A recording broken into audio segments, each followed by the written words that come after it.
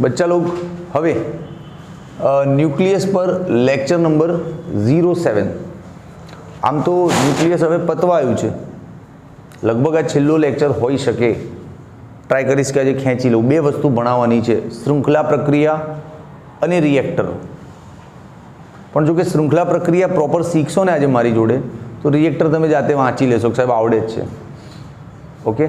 हवे आनी पहला जे चेप्टर 10 અને 12 भणाया था तमने ए चेप्टर्स में अमे वारंवार 5 थियरीनो उल्लेख कर्यो हतो कि आ वखते कोविडना हिसाबे रिड्यूस सिलेबस छे ए प्रमाणे खाली आ 5 ज थियरी करो तो तमारुं आखुं चेप्टर ऑलमोस्ट कवर थई जाय छे तो ए टाइपनी 5 आईएमपी थियरी पर डिस्कशन कर्युं हतुं पण न्यूक्लियसना आगळ 6 लेक्चर गया मैं क्यारे कोई आईएमपी थियरीनी चर्चा नहीं करी।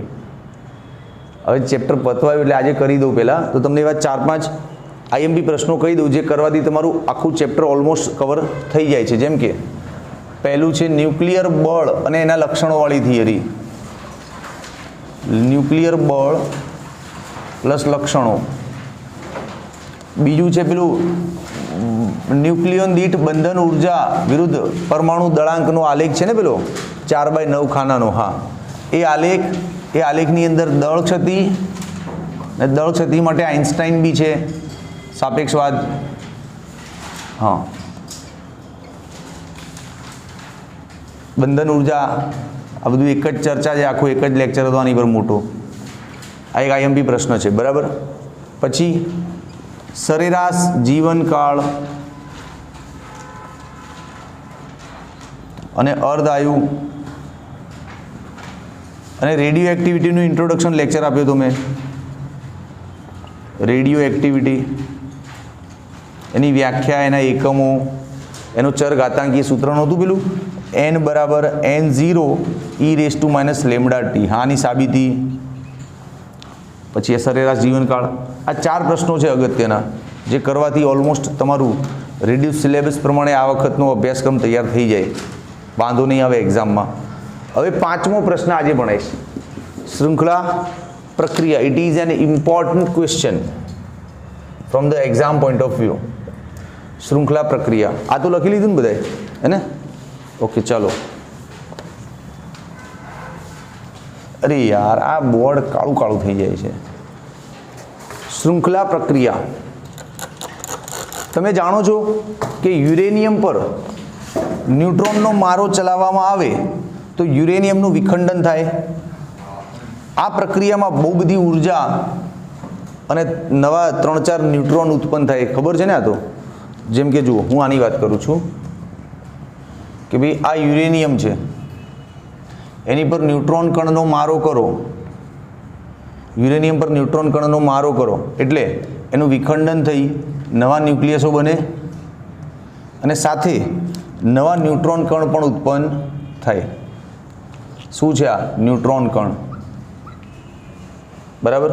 आ न्यूट्रॉन कण कोई प्रक्रिया में 2 थाय कोई में 3 थाय एटले सरेराश केटला गणतरी लेवाना तो सरेराश 2.5 न्यूट्रॉन जेवुं समजी लेवानुं केम के कोई प्रक्रिया में 2 न्यूट्रॉन बनता होय कोई प्रक्रिया में 3 बनता होय क्लियर। हवे आ न्यूट्रॉन पर 1939 में फर्मीए कंईक स्टेटमेंट आप्युं हतुं जबरदस्त शुं कि आ टाइपना न्यूट्रॉन जे उत्सर्जाय छे आ न्यूट्रॉनो विखंडननी आखी हारमाळा सर्जे जेने श्रृंखला प्रक्रिया कहेवाय। विखंडननी आखी हारमाळा सर्जवी एटले उभा रहो मस्त एक मॉडल आपू तमने देसी आपणी समझ माटे। जेम के आ युरेनियम छे सौ पहला एनी पर कोई न्यूट्रॉन आपात थयो आनुं विखंडन थई अने 2 नवा न्यूक्लियस बन्या एक अहींया अने एक अहींया सपोज बराबर। तो आ प्रक्रिया में नवा न्यूट्रॉन कण उत्पन्न थया ए न्यूट्रॉन कण शुं करे पाछा आनी साथे जईने टकराय आम आनी साथे टकराय एटले पाछा 2 नवा न्यूक्लियस बने आनी साथे અથડાય એટલે પાછા 2 નવા ન્યુક્લિયસ અહીંયા બને જો 2 માંથી 4 બની ગયા ફટાક દઈને પાછા અહીંયા નવા ન્યુટ્રોન કણ તો ઉત્પન્ન થયા ને 1 2 3 સરેરાશ 2.5 ન્યુટ્રોન લેવાના બરાબર। હવે આગળ શું થાય ફરી એનું એ જ થાય ને આ ન્યુટ્રોન કણ આની પર આપાત થાય આ આની પર આપાત થાય એટલે અહીંયા ફરી બીજા 2 બન્યા અહીંયા પણ 2 બન્યા આની પર આપાત એટલે અહીંયા ફરી 2 બન્યા આની પર આપાત એટલે ફરીથી 2 બન્યા। આ પ્રક્રિયા ચાલતી જ જાય, 2 માંથી 4, 4 માંથી 8, અહીંયા જો ફરી નવા ન્યુટ્રોન કણ ઉત્પન્ન થયા, ફરી આ લોકો ટકરાશે, ફરી આ પ્રક્રિયા ચાલશે। એટલે આ ન્યુટ્રોન કણ વિખંડનની આખી એક હારમાળા રચે આ રીતે, અને આને કહેવાય શૃંખલા પ્રક્રિયા, ચેઇન રિએક્શન। તો ફર્મીનું આ સેન્ટેન્સ લખવાનું મસ્ત રીતે શું કે આ રીતના ન્યુટ્રોન વિખંડનની હારમાળા સર્જે છે, જેને શૃંખલા પ્રક્રિયા કહેવાય। ક્લિયર? હવે આ શૃંખલા પ્રક્રિયામાં બી પાછું ડેન્જરસ છે। જો શૃંખલા પ્રક્રિયા આપણા નિયંત્રણમાં હોય તો મજા આવી જાય, અને જો નિયંત્રણ બહાર ગઈ ને તો પતી ગયું। હવે શું મજા આવે ને શું પતી ગયું? તો લિસન, શૃંખલા પ્રક્રિયા, આ શૃંખલા પ્રક્રિયા જો નિયંત્રિત હોય તો શું, અને અનિયંત્રિત થઈ જાય તો શું? બતાવું। આ જેટલી પણ વાર વિખંડન થાય છે ને, તો એ દરમિયાન ન્યુટ્રોનની સાથે ઉર્જાનું પણ ઉત્સર્જન થાય, ઉર્જા પણ ઉત્સર્જાય, અને પુષ્કળ પ્રમાણમાં, લગભગ 200 મિલિયન ઇલેક્ટ્રોન વોલ્ટ આપણે જાણીએ છીએ। આની ગણતરી ગયા લેક્ચરમાં કરી હતી આપણે, હે ને? હા, તો અહીંયા બધી જગ્યાએ જો કેટલી ઉર્જા ઉત્પન્ન થઈ જાય, જો તો ખરા તું, બધી ઉર્જા ઉત્પન્ન થાય આ રીતે, આમ છે કે નહીં? તો જો આ પ્રક્રિયા પ્રોપર કંટ્રોલ નિયંત્રણથી કરવામાં આવે તો આ જે પણ ઉર્જા મળે છે આપણને, એ ઉર્જા કાયમી ધોરણે સ્થાયી દરથી મળતી રહે, અને ઉર્જા મળે એટલે આપણે કેટલા બધા કામ થાય, સમજ્યા? તો જો પ્રક્રિયા નિયંત્રિત હોય તો સ્થાયી દરે લાંબા સમય સુધી ઉર્જાની પ્રાપ્તિ થાય છે। સ્થાયી દરથી ઉર્જા પ્રાપ્ત થાય, આ નિયંત્રિતનો આ ફાયદો। પરંતુ જો પ્રક્રિયા અનિયંત્રિત થઈ ગઈ તો દોસ્ત આ પ્રોસેસમાં એટલી હીટ, એટલી ઉષ્મા, એટલી ઉર્જા હોય ને કે ધડાકો થાય, એક્સપ્લોઝિવ બ્લાસ્ટ થઈ જાય, પરમાણુ બોમ્બ। એ આ જ પ્રક્રિયા છે, અનિયંત્રિત શૃંખલા પ્રક્રિયા, એટલે કે પરમાણુ બોમ્બ, સમજ લે, બરાબર? તો અનિયંત્રિત શૃંખલા પ્રક્રિયા થાય તો શું થાય? ધડાકો, લાઈક પરમાણુ બોમ્બ। અચ્છા, આવી પ્રક્રિયા એકવાર અનિયંત્રિત થયેલી છે 1986માં, ચેર્નોબિલ એવું કંઈક નામ હતું એ જગ્યાનું, યુક્રેનમાં છે એ જગ્યા, યુક્રેન દેશ છે ને ત્યાં, નામ જોઈ લેજો ને, 1986માં થઈ હતી, ચેર્નોબિલ એવું કંઈક નામ છે એક જગ્યાનું, યુક્રેનમાં છે, ત્યાં આ પ્રક્રિયા અનિયંત્રિત થઈ હતી અને ઘણું બધું નુકસાન થયું હતું। ક્લિયર?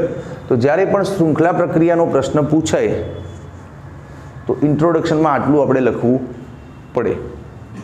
શું થાય ઇન્ટ્રોડક્શનમાં? જો સૌ પહેલું યુરેનિયમથી ચાલુ કરવાનો કોન્સેપ્ટ, કે યુરેનિયમ પર ન્યુટ્રોન કણ આપાત કરવામાં આવે અથવા તો ન્યુટ્રોનનો મારો ચલાવીએ એટલે યુરેનિયમનું વિખંડન થાય, પુષ્કળ ઉર્જા અને નવા ન્યુટ્રોન કણ ઉત્પન્ન થાય। આ ન્યુટ્રોન કણ સરેરાશ કેટલા હોય? 2.5। ક્લિયર? હવે ફર્મીએ એવું સૂચન કર્યું હતું કે આ ન્યુટ્રોન કણ વિખંડનની આખી હારમાળા રચે, જેને આપણે શૃંખલા પ્રક્રિયા કહીએ, અને આ શૃંખલા પ્રક્રિયા જો નિયંત્રણમાં હોય તો સ્થાયી દરથી ઉર્જા મળતી રહે, અને જો નિયંત્રણમાં ન હોય તો આવો ધડાકો થાય, જે યુક્રેનમાં થયો હતો 1986માં। ક્લિયર? તો આ થઈ ગયું ઇન્ટ્રોડક્શન। હવે આપણને શેમાં રસ હોય? કંટ્રોલ પ્રક્રિયામાં, કે આ દુનિયામાં ઉર્જાની બહુ જરૂર છે, કારખાનાઓ, ફેક્ટરીઓ માટે વીજળીની પુષ્કળ જરૂર છે, એ ડિમાન્ડ પૂરી કરવા માટે આપણે આ નિયંત્રિત પ્રક્રિયા કરીએ તો લાંબા ટાઈમ સુધી સ્થાયી ઉર્જા મળશે ને આપણને। પણ પ્રક્રિયા અનિયંત્રિત કેમ થઈ જાય? તો આનું આખું ટેકનિકલ સાયન્સ સમજવું પડશે, અને આજના લેક્ચરમાં જ આપણે સમજીશું। Thanks for the T. ખાલી પાણીની બોટલ મોકલાવી દો મારી, નાસ્તો નહીં લો, મારો ક્લાસ ચાલુ છે, મને ખાલી પાણીની બોટલ મોકલાવી દો મારી ઓફિસમાંથી, થેન્ક યુ। જુઓ,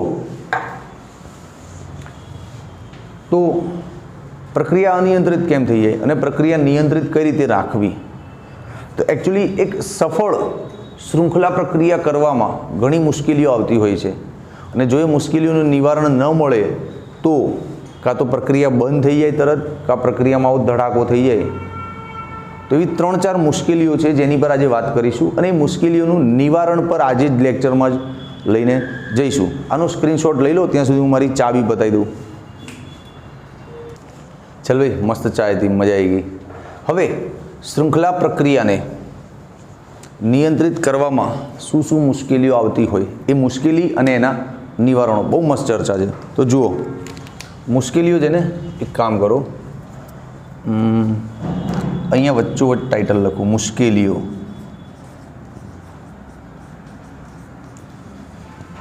મુશ્કેલીઓ એને પાછું કવર કરીએ. હા, વાહ ભાઈ વાહ. હવે ચારે દિશામાં 4 મુશ્કેલીઓ લખાઈ દઉં મસ્તની. પહેલી મુશ્કેલી આ બાજુ. ચાલો ભાઈ, આ બાજુ નંબર 1. સૌ પહેલી મુશ્કેલી એકચ્યુઅલી છે ને, યુરેનિયમનું વિખંડન કરવા માટે ધીમા કે થર્મલ ન્યુટ્રોન વધુ અસરકારક હોય ઝડપી કરતાં.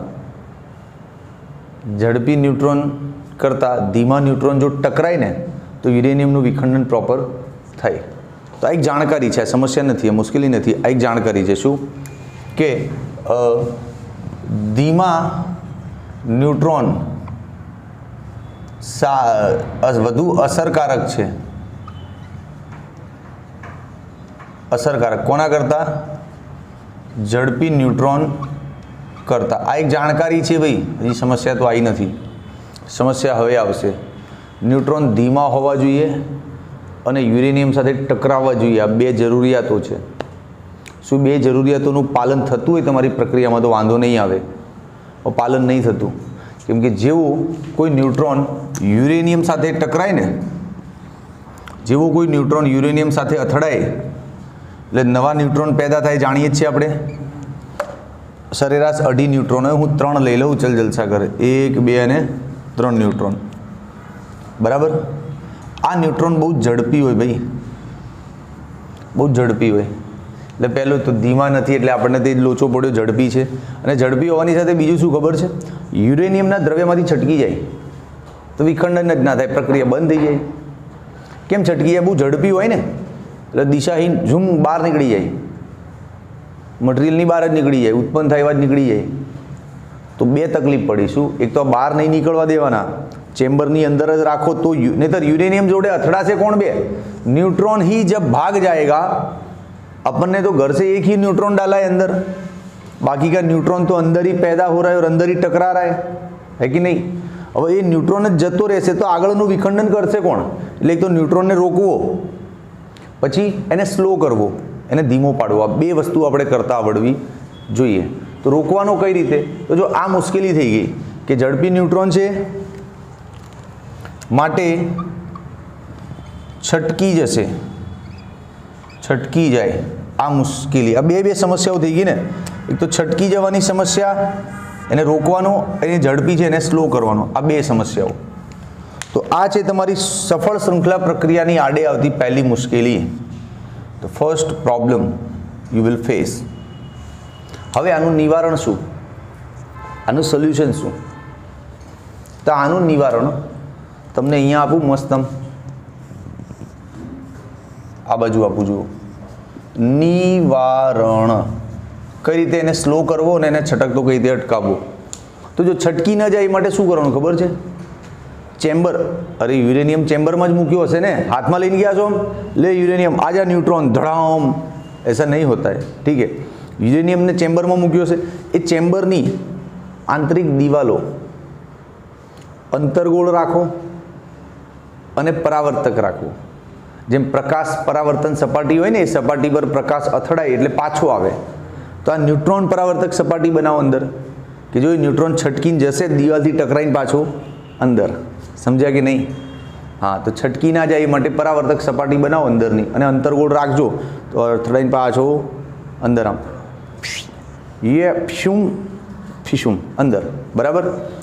તો છટકી ન જાય એનું સોલ્યુશન તો આવી ગયું. અંતર્ગોળ ન્યુટ્રોન પરાવર્તક દીવારો બનાવો એટલે છટકી નહીં જાય. આ એક નિવારણ આવી ગયું. હવે બીજી મુશ્કેલી કે ઝડપી છે યાર, તો એનું શું? તો એનું પણ સોલ્યુશન કરીએ. એને સ્લો ડાઉન કઈ રીતે કરવો, સ્લો કરવા માટેના આઈડિયા તો જુઓ. સ્લો કરવા માટે સ્થિતિસ્થાપક प्रकीर्णन स्लो थाय. व्हाट इज स्थितिस्थापक प्रकीर्णन? तो समझना पड़ेगा, ऐसे थोड़ी ये फास्ट फास्ट पढ़ा दूंगा. सोल्यूशन शू है? स्थितिस्थापक प्रकीर्णन.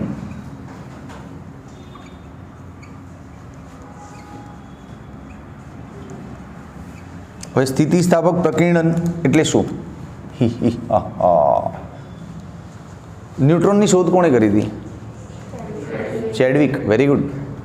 તો ન્યુટ્રોનને સૌથી વધારે કોણ સમજ્યું છે, જાણ્યો કોણે છે? ચેડવિકે. એનો જનક છે, जन्मदाता છે. न्यूट्रॉन को ढूंढ के निकाला इस सृष्टि में से कि सृष्टि में, इस ब्रह्मांड में न्यूट्रॉन नाम का एक कण भी है बच्चा. जा તો ચેડવિકે ન્યુટ્રોન વિશે એવું કહ્યું હતું કે ન્યુટ્રોન જ્યારે હાઇડ્રોજન જેવા હલકા ન્યુક્લિયસ સાથે અથવા હાઇડ્રોજન સાથે અથડાય છે ત્યારે ન્યુટ્રોન સ્થિર થઈ જાય અને પોતાની ઉર્જા હાઇડ્રોજનને આપી દે. चेडविक नो आइडिया यहाँ काम लगे. इसके लिए आपने चेडविक को पढ़ा हो तब आपको याद आए कि ऐसा कुछ ज्ञान है मुझे कि न्यूट्रॉन को रोक सकता हूँ मैं. चेडविक बाबा ने बोला था कि हाइड्रोजन के साथ टकरा दो, स्लो हो जाएगा, रुक जाएगा, बैठ जाएगा, सो जाएगा, है ना. तो यहाँ चेडविक નું ये सेंटेन्स कोट करिए આપણે. શું ચેડવિક બાબાએ કહ્યું હતું કે ન્યુટ્રોન જ્યારે હાઇડ્રોજન સાથે ટકરાય ત્યારે પોતે લગભગ સ્થિર થઈ જાય અને બધી ઉર્જા કોને આપી દે? હાઇડ્રોજનને. એટલે શાંત ન્યુટ્રોન આ થઈ જાય. ક્લિયર કે નહીં ક્લિયર? તો આ છે ન્યુટ્રોનને સ્લો કરવાની પ્રોસિજર. હવે ન્યુટ્રોન હાઇડ્રોજન સાથે અથડાવવો જોઈએ તો સ્લો થાય, પણ તમે તો યુરેનિયમ લઈને આવ્યા છો લ્યા. તમે છો હાઇડ્રોજન લાવશો મેં તો કોઈ આઈડિયા? એની આઈડિયા? अरे मेरे पास है आइडिया. જે વિખંડનીય દ્રવ્ય છે તમારું, યુરેનિયમ હોય કે પ્લુટોનિયમ હોય, કોઈ બી હોય, વિખંડનીય દ્રવ્ય છે, એ દ્રવ્યની સાથે મિક્સ કરી દો થોડુંક હલકા ન્યુક્લિયસોનું મટીરિયલ અને મિશ્રણ નાખો અંદર ચેમ્બરમાં. યુરેનિયમમાંથી ન્યુટ્રોન પેદા થશે અને પેલા બીજા તત્વ સાથે અથડાશે અને સ્લો થઈ જશે, પાછો યુરેનિયમ સાથે टकराશે. ખ્યાલ આવ્યો कि नहीं?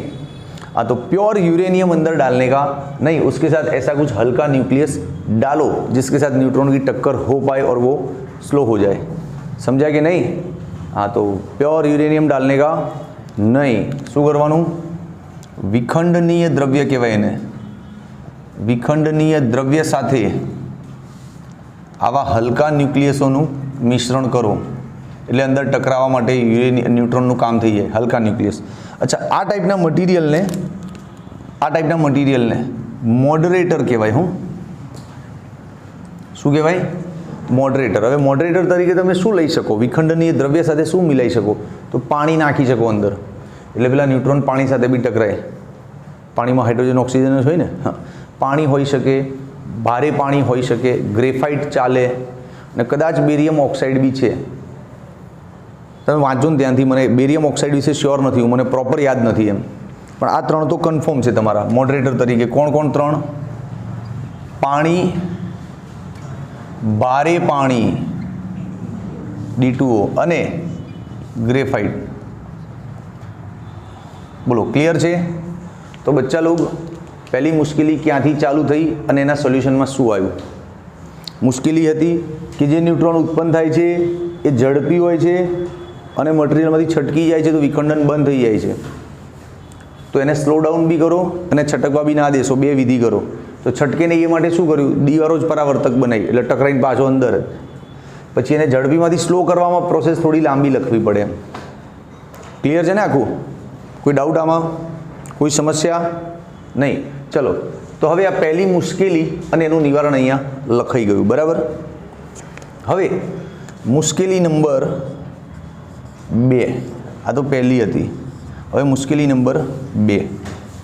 મુશ્કેલી નંબર 2 ને સમજવા માટે તમારે એક નવું પદ સમજવું પડશે, કે. કે આ કે ને શું કહેવાય? મલ્ટીપ્લિકેશન ગુણાંક કહેવાય. શું કહેવાય એને? મલ્ટીપ્લિકેશન ગુણાંક કહેવાય. કે નો મતલબ શું થાય? કે નો મતલબ થાય નવા ઉદ્ભવેલા ન્યુટ્રોન અને આપાત થયેલા ન્યુટ્રોનની સંખ્યાનો ગુણોત્તર. ઉત્સર્જાતા ન્યુટ્રોન એટલે નવી પેઢીના ન્યુટ્રોન, અને જૂની પેઢી એટલે જે પહેલાં આપાત થયું ને એ આપાત ન્યુટ્રોન. આના ગુણોત્તરને શું કહેવાય? કે. હવે કેને સમજીશું ને તો નવી મુશ્કેલી તમને સમજાશે, પછી એનું નિવારણ આપણે શીખીશું. પહેલાં કેને સમજી લઈએ, કે શું છે. જો ભાઈ, કે 3 ટાઈપના હોય. કે <1 હોઈ શકે, કે <1 હોઈ શકે, અને કે તમારો =1 પણ હોઈ શકે. આ કેને સમજીએ. જો કે સમજાશે તો મુશ્કેલી શું છે એ ખબર પડી જશે. વોટ ઇઝ કે? उत्सर्जाता ने आपात न्यूट्रॉन की संख्या. હવે उत्सर्जाता ने आपात, अरे यार ये रहा देख, चित्र दिख रहे. અહીંયા આપાત કેટલો થયો? 1. ઉત્સર્જાય કેટલા? 3. તો આનો કે બનાવવા જઉં હું તો આનો કે આ રીતે બને ને 3/1. તો આનો કે તો <1 થઈ ગયો ને. તો ઘણીવાર આ કે <1 પણ હોય. અહીંયા સંખ્યા જ ના મળી હોય તમને. ખ્યાલ આવ્યો કે નહીં આવ્યો? તો જો કે <1 હોય તો એને સબ ક્રિટિકલ પરિસ્થિતિ કહેવાય. શું કહેવાય? સબ ક્રિટિકલ પરિસ્થિતિ. અને સબ ક્રિટિકલ પરિસ્થિતિ થાય તો રિએક્ટર એટલે એવું ચેમ્બર, એવું મશીન કે જ્યાં તમે આ શૃંખલા પ્રક્રિયા કરવાના છો એની અંદર, that is called a reactor. Reactor બંધ થઈ જાય, પત્યું, તમારી ઉર્જા જે મળતી હતી ને એ બંધ થઈ ગઈ. એટલે કે <1 થવો જોઈએ નહીં. કેમ કે <1 થાય એટલે અહીંયા સંખ્યા ઘટી જાય ને. હવે અહીંયા સંખ્યા ઘટી જાય તો આ લોકોનું ફરીથી વિખંડન કોણ કરે? તમે બહારથી તો ન્યુટ્રોન નાખવાના નથી, એટલે ન્યુટ્રોનની સંખ્યા જળવાઈ રહેવી જોઈએ. પણ ઘણીવાર કેવું થાય કે <1 આમાં જો સંખ્યા વધારે થઈ જાય તો આવી પરિસ્થિતિને સુપર ક્રિટિકલ પરિસ્થિતિ કહેવાય. શું કહેવાય? અને સુપર ક્રિટિકલ પરિસ્થિતિ થાય ને તો પ્રક્રિયા અનિયંત્રિત થઈ જાય દોસ્ત. અનિયંત્રિત થાય અને બ્લાસ્ટ થઈ જાય, ફાટી જાય ધડામ. તો કે કેવો રાખવાનો? 1. એટલે એક યુરેનિયમ તૂટ્યો, પછી બીજો, પછી ત્રીજો, પછી એ રીતે રાખવાનું. આખી ચેન રિએક્શન થાય ને 2 માંથી 4, 4 માંથી 8, એવું ના થવું જોઈએ. એટલે કે તમારો કેવું મેન્ટેન થવું જોઈએ? 1. આને કહેવાય ક્રિટિકલ પરિસ્થિતિ. શું કહેવાય? ક્રિટિકલ. અને ક્રિટિકલ થાય એટલે પ્રક્રિયા નિયંત્રિત અને સફળ થઈ જાય. તો મુશ્કેલી સમજણ પડી કે હજી નહીં પડી? મુશ્કેલી શું છે? આ કે એટલે ન્યુટ્રોનની સંખ્યા એ તમારી તકલીફ છે. ન્યુટ્રોન એટલા બી ઓછા ના થઈ જવા જોઈએ કે પ્રક્રિયા બંધ થઈ જાય, અને ન્યુટ્રોન એટલા વધી ના જવા જોઈએ કે પ્રક્રિયા બેકાબૂ થઈ જાય. ન્યુટ્રોનની સંખ્યા જળવાઈ રહેવી જોઈએ. એટલે ન્યુટ્રોનની સંખ્યાની વધઘટ, વેરિએશન, ફેરફાર એ તમારી મુશ્કેલી છે અહીંયા. હવે એનું નિવારણ તો ભૈયા इसका निवारण हम देंगे आपको. इसी का निवारण अभी के अभी देंगे. નિવારણ શું નિવારણ છે આનું? તો ન્યુટ્રોનની સંખ્યામાં વધઘટ થઈ જાય એ આપણી મુશ્કેલી છે, અને એના નિવારણ રૂપે નિયંત્રક સળિયાઓનો ઉપયોગ થાય. વોટ ઇઝ નિયંત્રક સળિયા? અરે કંટ્રોલ કરે આવા સળિયા હોય કેડમિયમ અને બોરોનના. कि જેવું ખબર પડે ને, सेंसर હોય सब सॉफ्टवेयर लगा होता है अंदर, जैसे ही पता चलता है कि अंदर न्यूट्रॉन बढ़ गया है, फट जाएगा, सीधा अंदर जाएगा, વધારાના ન્યુટ્રોનને શોષીને પાછા બહાર. એટલે ન્યુટ્રોનની સંખ્યા અંદર જળવાઈ રહે. ખ્યાલ આવ્યો? તો ન્યુટ્રોનની સંખ્યા જળવા માટે શું કરવાનું? નિયંત્રક સળિયાઓ નાખવાના અંદર. જે ન્યુટ્રોન બહુ થઈ ગયા હોય અંદર તો સીધા અંદર જાય, શોષીને બહાર લેતા આવે. અને ન્યુટ્રોન ઓછા પડતા હોય તો અંદર જાય જ નહીં, એને આપમેળે ન્યુટ્રોનને બનવા દે કે બન ભાઈ તું ઓછો પડે ત્યારે બન. સમજાય કે નહીં? તો આના નિવારણમાં શું આવ્યું? નિયંત્રક સળિયાઓ. શું આવ્યું? નિયંત્રક સળિયાઓ. આનું નિવારણ નિયંત્રક સળિયા. હવે નિયંત્રક સળિયા શેના હોય? કેડમિયમ અને બોરોનના. નિયંત્રક સળિયા 2 ટાઈપના, કેડમિયમ અને બોરોન. આ રહ્યા નિયંત્રક સળિયા. તો ચલો ભાઈ, સમસ્યા નંબર 2 ખબર પડી ગઈ અને એનું નિવારણ પણ ખબર પડી ગઈ. હવે મુશ્કેલી નંબર 3. પેલી બાજુ દેખાશે ને સ્ક્રીન આખી? હું લખું તો હવે થોડુંક આ રહેવું જોઈએ પણ જોડે. હું મુશ્કેલી નંબર 3, ચલો અહીંથી કાઢો તીર બહાર આમ. મુશ્કેલી નંબર 3 અહીંથી લખવાનું ચાલુ કરો એને. ત્રીજી મુશ્કેલી છે હીટ, ઉષ્મા, ગરમી. કેટલી બધી ઉષ્મા, ઉર્જા ઉત્પન્ન થાય, ચેમ્બર ગરમ થઈ જાય તો ચેમ્બરની ઉષ્માને ઓછી કરવી અને ચેમ્બરને ઠારવું. मुश्केली खबर पड़ी गई। शू है मुश्केली में? उष्मा। आ 3 नंबरनी मुश्केली है भाई, उष्मा। तो एनु तो निवारण अहींया ने अहींया ज छे। હવે બહુ એને મહેનત કરવાની જરૂર નહીં। ઉષ્માનું નિવારણ 2, ઉષ્મા તો વર્ષોથી સમસ્યા છે મિકેનિક્સની, ફિઝિક્સના યંત્રશાસ્ત્રની વર્ષોથી સમસ્યા છે। ઘણા બધા મશીનો ગરમ થઈ જાય છે, તેમને ઠારતા હશે ને ફેક્ટરીઓમાં, આપણી કારમાં જોઈ લો ને, ગાડી હોય, કારનું એન્જિન ગરમ થઈ જાય, તો કારનું એન્જિન ગરમ થાય તો એ લોકો અંદર કુલન્ટ નાખે એટલે એન્જિન ઠરેલું રહે અને લોંગ ડ્રાઈવ તમે કરી શકો। તો કુલન્ટ, ઉષ્માનું સોલ્યુશન શું થાય? કુલન્ટ। કુલન્ટને શુદ્ધ ગુજરાતીમાં કહેવાય શીતક। શું કહેવાય? શીતક। હા, તો શીતક આ એનું નિવારણ। બરાબર, નિવારણને રેડથી લખીએ ને આપણે, શીતક। હવે શીતકમાં કયા મટીરિયલ હોય? તો કોઈ બી લિક્વિડ લઈ લો અથવા તો પ્રવાહી સોડિયમ બી ચાલે। આ બધા શીતક છે, કુલન્ટ છે। તો ત્રીજી સમસ્યા કોઈ મોટી સમસ્યા નથી, ઉષ્માની સમસ્યા છે, બરાબર ને? હવે ચોથી સમસ્યા છે યુરેનિયમ 238 92। હવે સાહેબ આ કઈ રીતે સમસ્યા છે? ભાઈ ઇટ ઇઝ અ ડેન્જરસ સમસ્યા। જગ્યા છે ક્યાંય? અહીંયા લખી લઉં ચોથી સમસ્યા, ઉભા રહો, ત્યાં બહુ દૂર પડી જાય સ્ક્રીનને। चौथी समस्या, पानी पिए थोड़ा।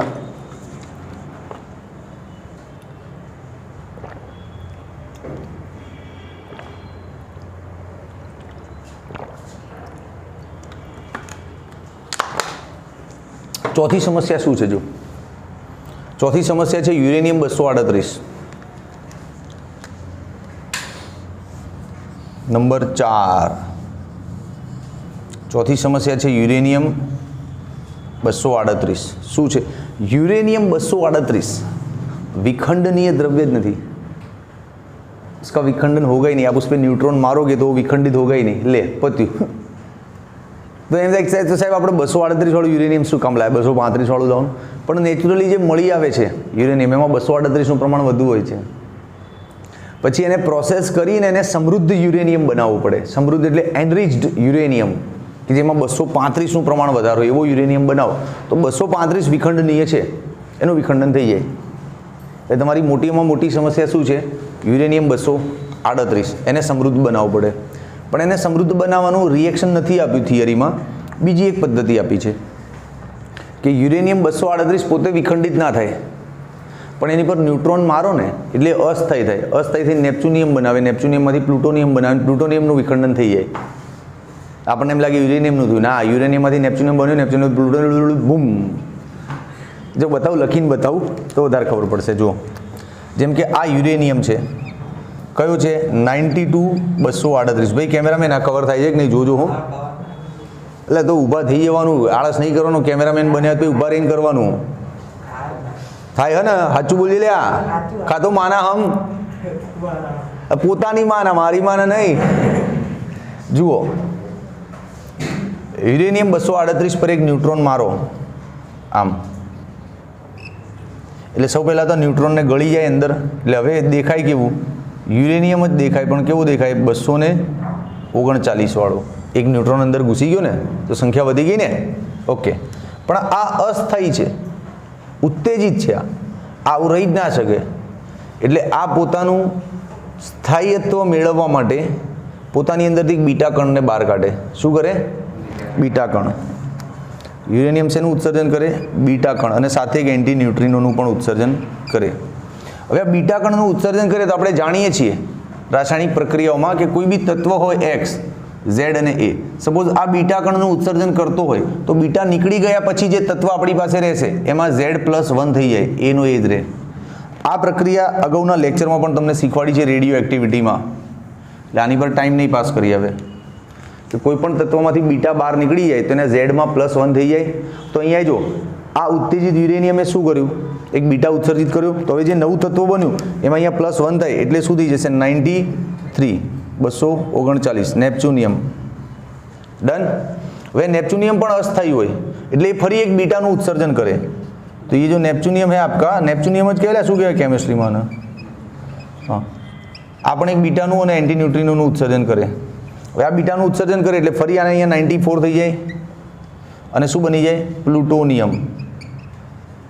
પ્લુટોનિયમ બન જાતા है भैया. અને આ જે પ્લુટોનિયમ બન્યો ને છેલ્લે, આ પ્લુટોનિયમ આ વિખંડનીય છે, આનું વિખંડન થઈ જાય ભમ. ખ્યાલ આવ્યો? એટલે ડાયરેક્ટ જો યુરેનિયમ 238 આવી ગયો હોય તમારા હાથમાં તો એનું ડાયરેક્ટ વિખંડન થશે નહીં. એની આ પ્રક્રિયા થશે કે પેલા ન્યુટ્રોનને ગળી જશે એટલે અસ્થાયી થઈ જશે. અસ્થાયી થશે એટલે શું કરશે? એટલે એ જ થયું ને, બીટાને બહાર ફેંક્યો ભાઈ. આપણને અંદર બી કંઈ બી અસ્થાયી થઈ ગયું હોય પેટમાં, આપણે તરત બહાર નહીં ફેંકતા બધું, તો એ બહાર ફેંકશે બીટા બહાર ફેંકશે એટલે હવે શું બની જશે? એનપી.